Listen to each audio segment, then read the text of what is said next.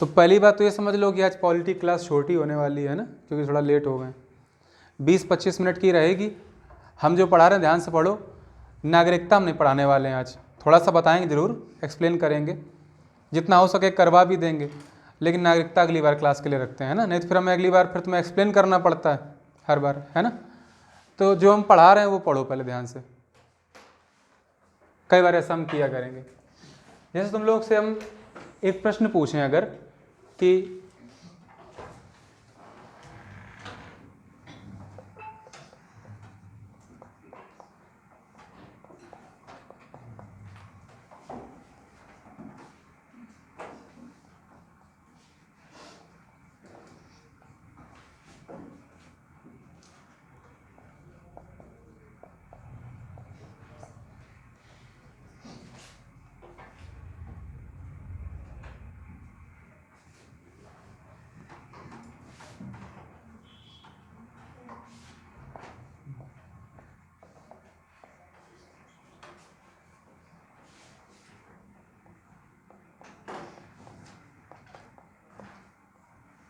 तो देखो पेपर में क्या होता है कि ये 4 ऑप्शन तुम्हें दिए जाएंगे, ठीक है ना। एक ऑप्शन में चारों दिए जाएंगे, सॉरी, ये मेरा पहला ऑप्शन है। सेकंड ऑप्शन में इसको हम अलग तरह से जंबल कर देंगे, ठीक है। सेकंड में इसको अलग तरीके से इधर उधर कर देंगे। पेपर में क्या आता है कि बताइए कि राज्य निर्माण के घटते क्रम में, राज्य निर्माण के घटते क्रम में, चलो पहले आरोही रख लेते हैं। राज्य निर्माण के आरोही क्रम में निम्न राज्यों को व्यवस्थित करें। मतलब जो पहले बनेगा वो पहले आएगा, जो बाद में बनेगा वो बाद में आएगा। आरोही यही तो हुआ। आरोही क्या होता है? पहले से बाद की ओर। अवरोही में बाद से पहले की ओर। असेंडिंग ऑर्डर है ये, है कि नहीं है? तो असेंडिंग ऑर्डर में जो राज्य पहले बना वो पहले, जो बाद में बना वो बाद में। सभी लोग जल्दी सजाएं इनको। क्या क्रम होगा इनका? समीक्षा कौन सा क्या होगा क्रम बताओ? पढ़ोगे नहीं तो कहाँ से ध्यान आएगा? किसी को पता है? कोई बताना चाहेगा? पहले गुजरात कब आया था? 1960। गुड। हाँ 1963। एक व्यक्ति बोलेगा एक बार में। मिजोरम 1972। मिजोरम कोई बताना चाहे मिजोरम कब आया था? गुड 1986 में। हो गया। तो पहले कौन आया? नागालैंड। तो ये दूसरा, फिर मेघालय, सॉरी पहले गुजरात है ना, ये फर्स्ट हो गया, ये हो गया इसमें सेकंड, फिर ये हो गया थर्ड मेघालय, और फोर्थ क्या हो गया? मिजोरम।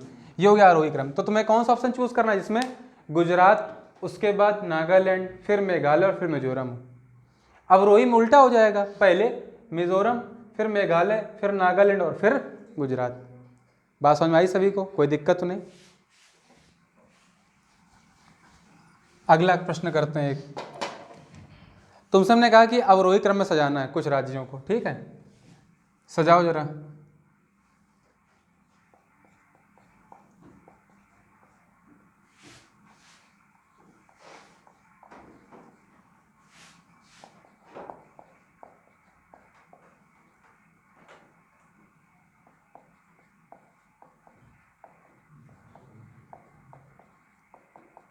चलो अवरोही क्रम में, अवरोही में जो सबसे लेटेस्ट बना वो पहले आएगा। अवरोही में क्या होगा? जो लेटेस्ट बना वो पहले, और जो सबसे पहले बना था, पहले राज्य तो वही बना था ना, तो अवरोही में तो उल्टा लिखते हो ना। डिसेंडिंग ऑर्डर में सजाओ इनको। कोई बताना चाहेगा? बस यही बता दो कब कौन आया, सजाना क्या है उसमें, वो तो गणित हो गई। टाइमिंग बताओ कब? 1970। नकल कर रहे हो क्या? केरल बताओ। साथ में है केरल कर्नाटक। कब कब? केरल 1956 में, कर्नाटक 1956 में, बिहार 1950 में। 50 से पहले 1900 ये हमेशा था, तो 50 मान लेंगे जिस दिन संविधान का कमेंसमेंट हुआ, वो डेट लेके चलेंगे। अब जब सजाने को आ जाए, और अब यहाँ तो पेच फंस जाएगा। मान लो किसी ऑप्शन में बिहार के बाद उल्टा ही होगा, पहले हिमाचल प्रदेश होगा ऑप्शन में अवरोही से, फिर कर्नाटक, फिर केरल, फिर बिहार। लेकिन अगले ऑप्शन में हिमाचल प्रदेश, फिर केरल, फिर कर्नाटक, फिर बिहार है। कौन चूज करोगे? कौन सही? दोनों सही हैं क्या? नहीं, उसने यहाँ कर्नाटक की बात की है। तो कर्नाटक का पहले नाम था मैसूर। मैसूर नहीं दिया है ना, 1973 में इसको कर्नाटक नाम मिला था। हालांकि 1956 में बन गया था, नाम बदलना क्या, नाम तो आज ही बदल दो किसी का, बना तभी था। लेकिन ऑप्शन दूसरा दिया है, उस हिसाब से हम क्या, पहले हिमाचल प्रदेश घटते क्रम में, तो पहला ये होगा, फिर दूसरा, फिर तीसरा। ध्यान है ना, ये तीसरा ही होगा। इन दोनों में भेद होने करने के लिए हमने थर्ड बोला है इसको। ये नहीं कि अब ये ऐसा हो जाएगा, सॉरी ये फर्स्ट होगा ना, ये पहले अवरोही क्रम सजा रहे थे ना, तो ये तुम्हारा चौथा हो जाएगा। अवरोही में सही है, तो पहले 1970 वाला जो सबसे बाद में है, तो अवरोही में ये पहले, फिर केरल, फिर कर्नाटक, फिर क्या होगा, कर्नाटक। उल्टा चला रहे हैं ना, तो सेकंड, फिर ये थर्ड, और फिर ये फोर्थ। समझ गए सभी लोग मेरी बात? किसी को डाउट तो नहीं? कर लोगे? जरा हम 2-4 क्वेश्चन और पूछते हैं तुम लोगों से।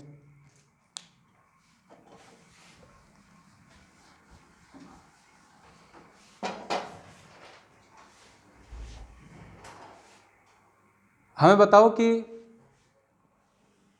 कहाँ तक पढ़ा दिया था हमने? भाग 1 तक पढ़ा दिया था, ठीक है। कोई बताना चाहेगा कि अगर हमें किसी राज्य को अर्पित करना है, किसी को इंडियन टेरिटरी का सेशन करना है, तो उसके लिए क्या करना पड़ेगा? उसके लिए कोई कहानी वानी कुछ बतानी हो तुम्हें कुछ, तो बताए, कौन बताना चाहेगा?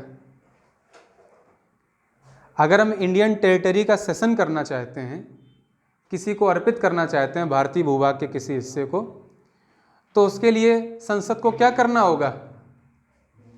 बताओ लक्ष्मी सिंह, खड़ी हो जाओ। संविधान में संशोधन करेंगे।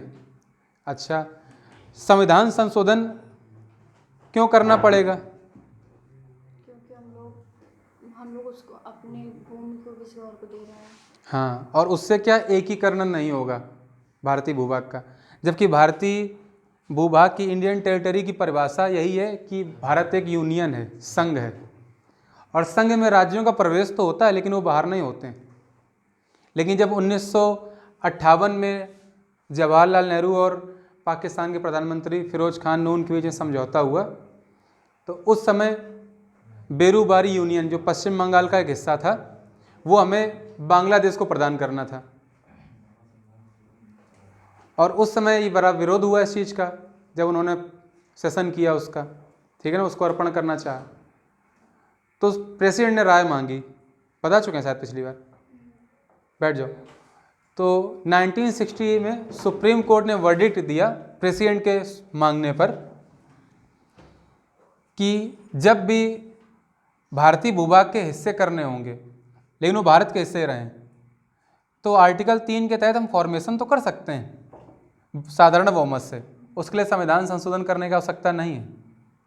लेकिन जब भी इंडियन टेरिटरी का सेशन करना है, ठीक है ना, तो उसके लिए क्या होगा, संविधान संशोधन करना पड़ेगा, और संसद ऐसे किसी बिल को 2/3 बहुमत से पारित करती है। कितने से? 2/3 बहुमत से, और ये आर्टिकल 368 के तहत संशोधन माना जाता है, ठीक है। पूरी कहानी हमने बताई थी कल इसकी। खैर, तो यहाँ तक किसी कोई समस्या तो नहीं? क्वेश्चन जब ऐसे आएंगे कर लोगे ना, डायरेक्ट क्वेश्चन नहीं पूछे जाते हैं, पता होना चाहिए कब क्या बना। कोई बताना चाहेगा हमें कि झारखंड राज्य का निर्माण कौन सी तारीख को हुआ था? तेजी से आंसर आना चाहिए। झारखंड राज्य का निर्माण कब हुआ? हाँ बताओ बालक, तेज बोलो थोड़ा सा। 15 नवंबर 2000। बैठ जाओ। उत्तराखंड का निर्माण कब हुआ? कोई बताना चाहेगा? बताओ। 9 नवंबर 2000 को। तेलंगाना कब बना समीक्षा? कौन सी तारीख थी? 2 जून 2014। गुड। दमन और दीव और दादरा एवं नगर हवेली का विलय कब हुआ? 26 जनवरी 2020 को। गुड। तो हम लोग यहाँ तक पढ़ चुके हैं, सभी लोग यहाँ तक तैयार कर लो, ठीक है। थोड़ा सा हम पढ़ाएंगे, थोड़ा सा तुम लोग लिखो। हमें पढ़ना है भाग 2। भाग 2 संबंधित है नागरिकता से। किससे? नागरिकता से।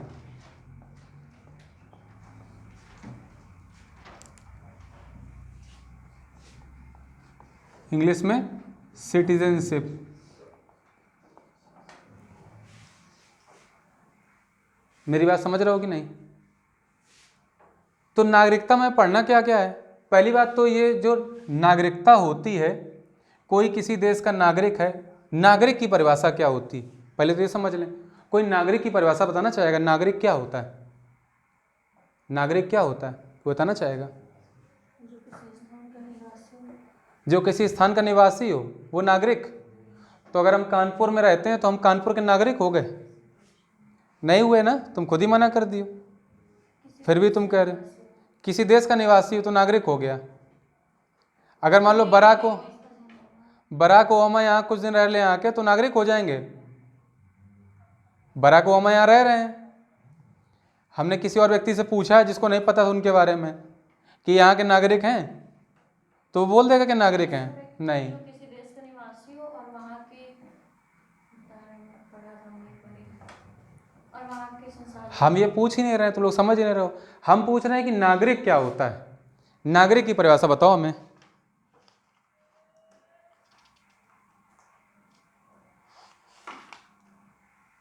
बताओ जल्दी से, किसी को पता नहीं? तुम लोगों को नागरिक की परिभाषा नहीं पता? नहीं पता होगी, हमें भी नहीं पता थी पहले।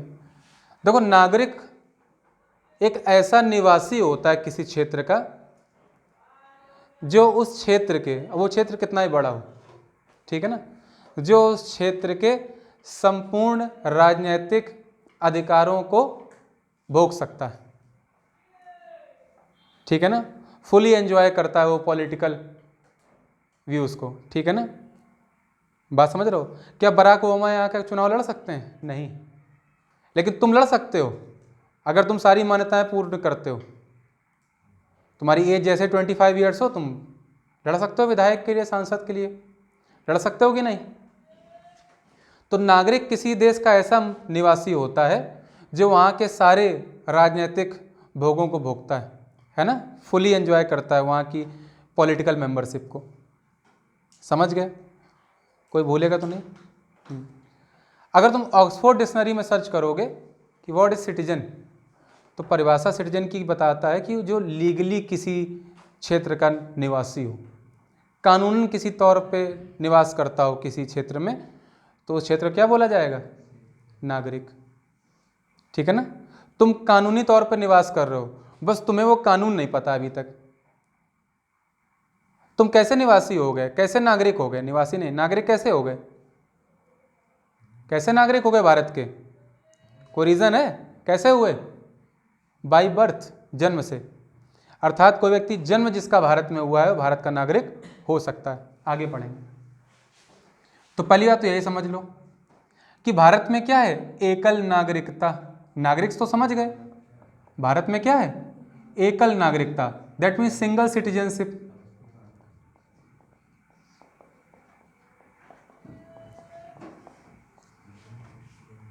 5 अगस्त 2019 से पूर्व जम्मू एंड कश्मीर एक ऐसा राज्य था जहां पर दोहरी नागरिकता का प्रावधान था। 5 अगस्त 2019 से पूर्व। लेकिन जिस दिन संसद ने उसको पास किया, ठीक है ना, उस दिन से यहाँ की जो दोहरी नागरिकता थी वो समाप्त हो गई। अब कोई भी अपवाद नहीं है इंडियन टेरिटरी में, किसी भी स्टेट में। पहले क्या था? व्यक्ति J&K का नागरिक है और उसके बाद भारत का नागरिक है। दोहरी नागरिकता, डबल सिटीजनशिप, लाइक USA, ठीक है ना। USA में राज्य की नागरिकता होती है और उसके बाद राष्ट्र की नागरिकता है, उनके देश की नागरिकता है। भारत में ऐसा नहीं है। पहले था जम्मू कश्मीर के होने तक। जब जम्मू कश्मीर को यूनियन टेरिटरी बना दिया तब से ये व्यवस्था वहाँ पर समाप्त हो गई। कब J&K को यूनियन टेरिटरी बनाया गया? समीक्षा, लक्ष्मी बताओ पारस। 31 अक्टूबर 2019 को। डेट्स भूलनी नहीं है, ठीक है ना। तो उस दिन से भारत में क्या है? एकल नागरिकता। अच्छा, आगे बढ़ते हैं। इसके बाद दूसरा पॉइंट क्या है? यह नागरिकता कब से लागू है? कब से कोई व्यक्ति भारत का नागरिक होगा? कहाँ से डिफाइन की गई है? तो ध्यान रखना, इसके लिए नागरिकता कानून आया था पहले। क्या आया था? नागरिकता कानून। कब आया था? 1955 में क्या आया था? नागरिकता कानून 1955 में, कि कोई व्यक्ति किस प्रकार से भारत का नागरिक हो सकता है, ये सारी बातों की व्याख्या नागरिकता कानून सिटीजनशिप एक्ट में 1955 में वर्णित हैं, वहाँ पर दी गई हैं। समझ रहे हो कि नहीं? यहाँ तक किसी कोई दिक्कत? अच्छा, अब अभी तुमने देखा होगा कुछ समय पहले बड़ा विरोध हुआ CAA कानून का, सिटीजनशिप अमेंडमेंट एक्ट। हालांकि अभी तक इसको सिर्फ असम में लागू किया गया है, असम में लागू किया गया है, करंट का टॉपिक है, अच्छे समझो। तो ये संशोधन ही तो है, लेकिन जब भी हम नागरिकता में कुछ संशोधन करना होता है, उसके नॉर्म्स में कुछ परिवर्तन करना होता है कि इस तरह से नागरिक बनेंगे, इस तरह से नहीं बनेंगे, इस तरह से आपकी नागरिकता छीन सकती है, तो नागरिकता कानून में जो भी संशोधन होता है, ये कानून है और इसमें संशोधन साधारण बहुमत से किया जाता है। इसके लिए कोई फुल मेजोरिटी नहीं चाहिए संसद की, तो सरकार जब चाहे इसको, क्योंकि सरकार का बहुमत होता ही है हमेशा, 2/3 भले ना हो संसद में, लेकिन मेजोरिटी तो है ही है, तभी तो गवर्नमेंट है वहाँ की। नहीं, गवर्नमेंट कैसे टिकी हुई है अगर मेजोरिटी नहीं? तो मेजोरिटी से वो पारित कर लेती है इसको। अच्छा, ये CAA कानून 2019 में आया है। कब आया है? अब एक बात आती है कि हमारे जो नागरिकता कानून है इसमें संशोधन हुआ है, तो हमें सही से पता नहीं, लेकिन नागरिकता कानून में 6 बार संशोधन हो चुका है अब तक। कितने बार? 6 बार। 1955 में तो ये आया था, कई बुक में 9 बार भी लिखा होता है, हमें जो पता है वो बता रहे हैं। ठीक है, चेक कर लेना तुम लोग, एक बार चेक कर गया ना, आज हमारा वर्क है आज का। बाकी मंडे क्लास में तो हम अच्छे से पढ़ाएंगे, लिखाएंगे ही इसको। तो ये नागरिकता कानून में सबसे पहले संशोधन हुआ था 1986 में, उसके बाद 1992 में, उसके बाद 2003 में, नेक्स्ट 2005 में, उसके बाद 2015 में, एंड लेटेस्ट 2019 में।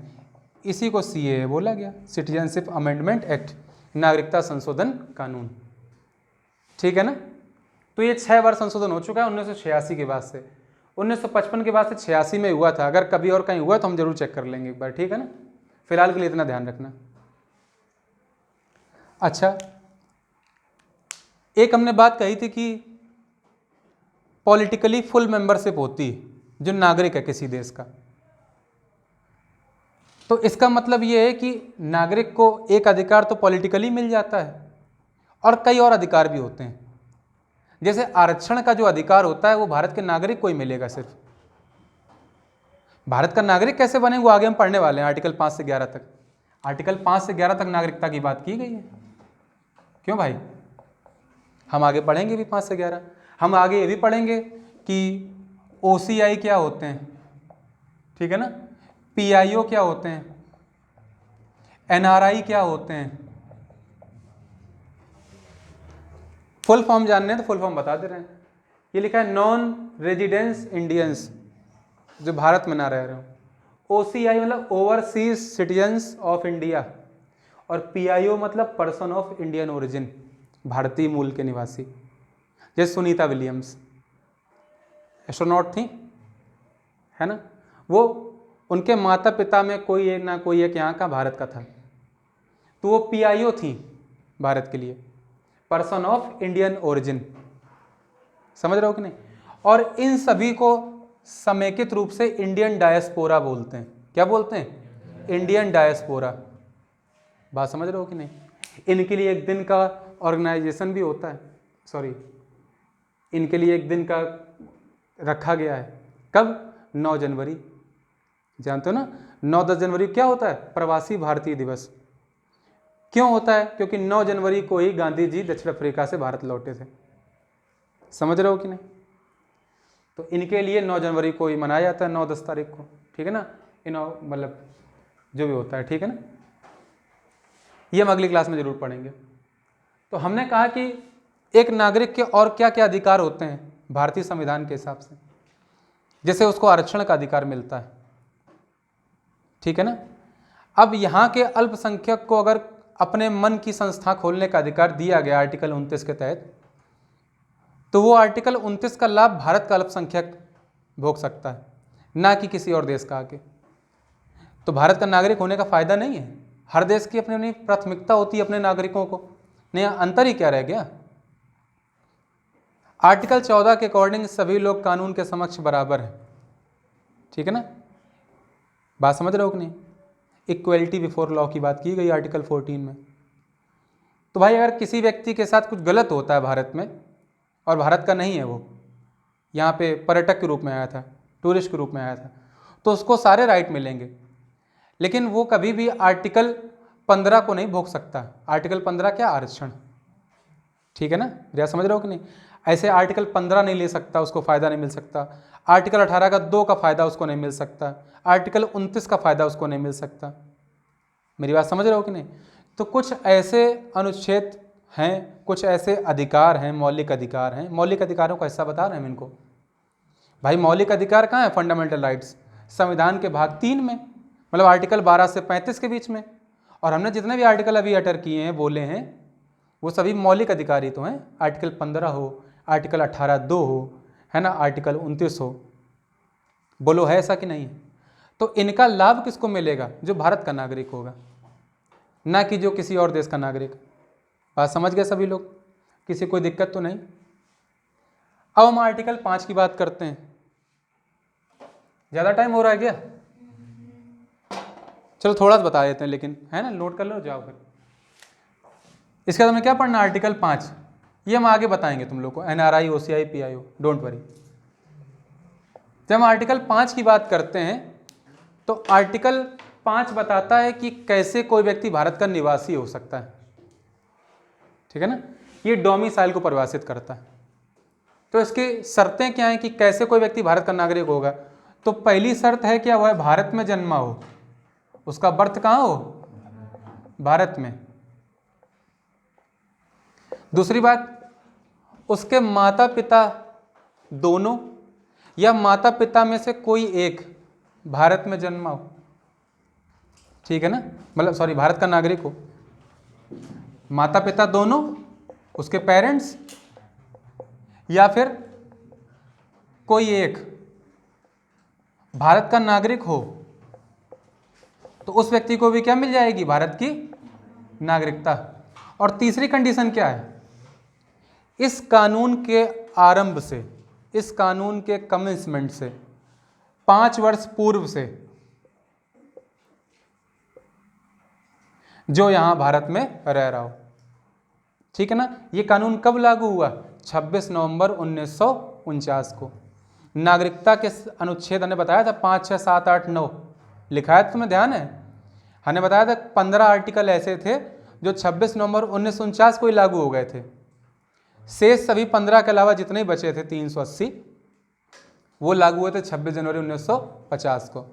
तो तुम अगर ऑप्शन में 26 नवंबर 1949 है तो उसको टिक करोगे, लेकिन अगर वो नहीं है तो फिर टिक क्या करोगे, 26 जनवरी 1950। तो 26 जनवरी 1950 से 5 वर्ष पूर्व से जो व्यक्ति भारत में रह रहा हो, मामूली तौर पर निवास कर रहा हो, वो भारत का नागरिक माना जाएगा। बात समझ आई कि नहीं, किसी कोई दिक्कत तो नहीं। यहाँ तक किसी को समस्या बताओ, पक्का ना, कोई समस्या नहीं। खाली 5 आर्टिकल तक बता रहे हैं, आर्टिकल 5वां बता रहे हैं, बाकी अगली क्लास में पढ़ेंगे, ठीक है। जल्दी से इसको नोट कर लो सभी लोग, या घर जाके नोट कर सको तो घर में नोट कर लेना, ठीक है। मिलते हैं फिर अगली क्लास में, मंडे को होगी अगली क्लास, ठीक है, बाय।